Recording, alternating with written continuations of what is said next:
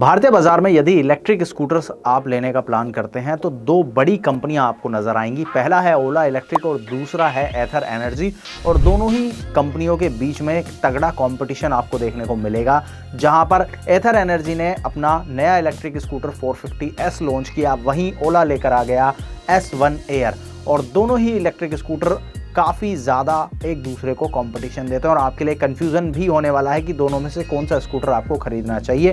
तो यही जानेंगे आज के इस वीडियो में। मेरा नाम है शुभम त्यागी, आप देख रहे हैं ऑटो जंक्शन और आज हम कंपेयर करने वाले हैं एथर के 450S को ओला के S1 एयर के साथ में। तो कंपैरिजन की शुरुआत करते हैं दोनों ही स्कूटर के लुक एंड डिज़ाइन के साथ में। एथर 450S को 450X के ऊपर ही बनाया गया है। यहाँ पर सेम बॉडी फ्रेम आपको देखने को मिलेगा, कुछ एक छोटी छोटी चीज़ों का यहाँ पर कंपनी ने बदलाव किया है जिससे कि इसकी कीमत को कम रखा जा सके।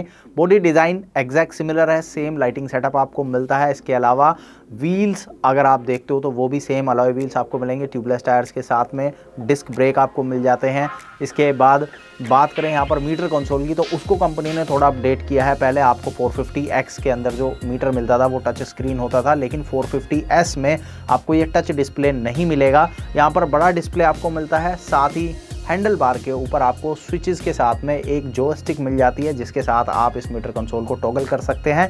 मोबाइल कनेक्टिविटी फीचर्स मिलते हैं जहां पर आप turn by turn navigation, caller ID, SMS alert जैसे फीचर एक्सेस कर सकते हैं। प्रॉपर मैप जैसे कि 450X में आता है उस तरह से नहीं होगा, सिर्फ टर्न बाय टर्न नेविगेशन आपको मिलेगा। बात करें ओला S1 एयर की, तो ओला S1 एयर भी ओला के S1 सीरीज के ऊपर ही बनाया गया है, लेकिन यहाँ पर काफ़ी सारे फीचर्स की कटौती आपको देखने को मिलेगी। बॉडी डिज़ाइन सिमिलर है, लेकिन अगर आप व्हील्स की बात करते हो तो व्हील्स के अंदर आपको बड़ा डिफरेंस मिलेगा। यहाँ अलॉयज नहीं मिलने वाले हैं, आपको स्टील व्हील मिलेंगे, ट्यूबलेस टायर्स हैं, लेकिन डिस्क ब्रेक नहीं है। ड्रम ब्रेक आपको मिलेगा कॉम्बी ब्रेक सिस्टम के साथ में। इसके अलावा सस्पेंशन सेटअप को ओला ने अपने सभी स्कूटर में अपडेट किया है। पहले आपको मोनोशॉक्स मिलते थे, लेकिन अब आपको ट्विन शॉक अब्जॉर्बर फ्रंट और रियर के अंदर देखने को मिलेंगे। इसके बाद ओला S1 एयर के मीटर कंसोल की बात करूं तो डिस्प्ले आपको सिमिलर मिलने वाला है जो कि आपको S1 प्रो में मिलता है। 7 इंच का बड़ा डिस्प्ले होगा जहां पर आपको नेविगेशन मिल जाएगा। इसके अलावा बहुत सारे कनेक्टिविटी फीचर्स मिल जाते हैं। म्यूजिक सिस्टम और पार्टी मोड वो भी आपको S1 एयर में मिलेगा।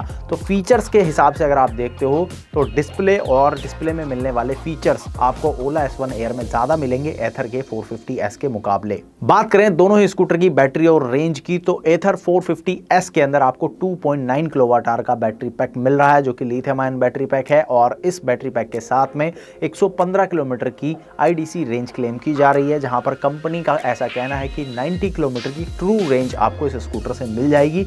90 किलोमीटर पर आवर तक की टॉप स्पीड आपको इससे मिल सकती है। 3 राइडिंग मोड्स आपको यहाँ पर मिल जाएंगे। वहीं पर बात करें ओला S1 एयर की, तो ओला S1 एयर के अंदर आपको 3 किलोवाट आवर का बैटरी पैक दिया जा रहा है। ये same lithium ion battery pack है और यहाँ पर 151 किलोमीटर की IDC रेंज क्लेम की जा रही है। और कंपनी का ऐसा कहना है कि 125 किलोमीटर तक की सर्टिफाइड रेंज आपको इस स्कूटर से मिल जाएगी। तो रेंज के हिसाब से अगर आप देखते हो तो ओला S1 एयर आपको थोड़ा सा आगे नजर आएगा एथर के 450S से।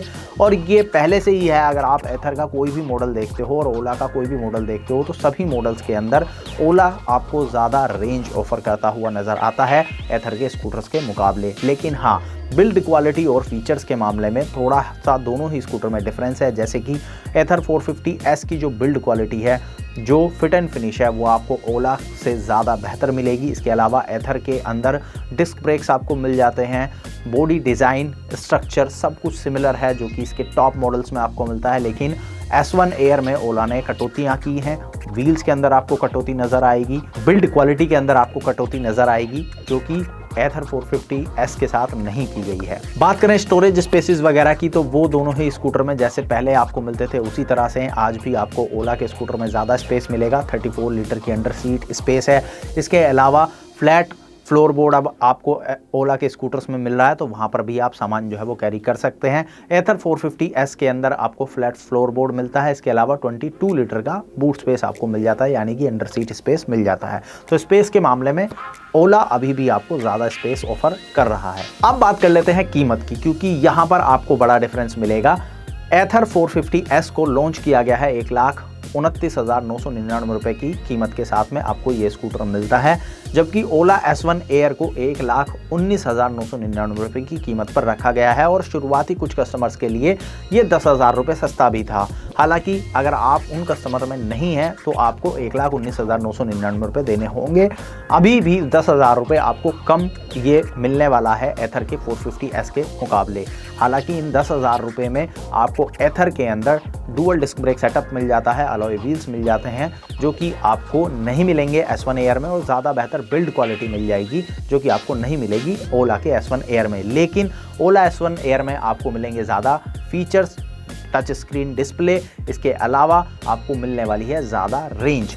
तो आप मुझे कमेंट में बताइए कि एथर 450S आप लेना चाहेंगे या फिर ओला S1 एयर। अपने पर्सनल ओपिनियन की अगर मैं बात करूं तो अगर आपको एक बेहतर बिल्ड क्वालिटी वाला स्कूटर चाहिए, अगर आपको बहुत ज़्यादा फीचर्स की रिक्वायरमेंट नहीं है, आपको एक पीस ऑफ माइंड चाहिए, तो आप एथर के 450S की तरफ जा सकते हैं, क्योंकि वहाँ पर आपको अच्छी रेंज मिल जाती है, बेहतरीन बिल्ड क्वालिटी, अच्छी ब्रेकिंग आपको मिलेगी। अगर आपको फीचर्स ज़्यादा चाहिए, रेंज भी आपको ज़्यादा चाहिए, बिल्ड क्वालिटी से आप थोड़ा बहुत कॉम्प्रोमाइज़ कर सकते हैं, लेकिन फीचर्स की रिक्वायरमेंट आपकी ज़्यादा है, ओला के पार्टी मोड जैसे फीचर्स या फिर टच डिस्प्ले जैसा फीचर आपको बहुत ज़्यादा पसंद आता है, तो फिर आप ओला S1 एयर की तरफ जा सकते हैं।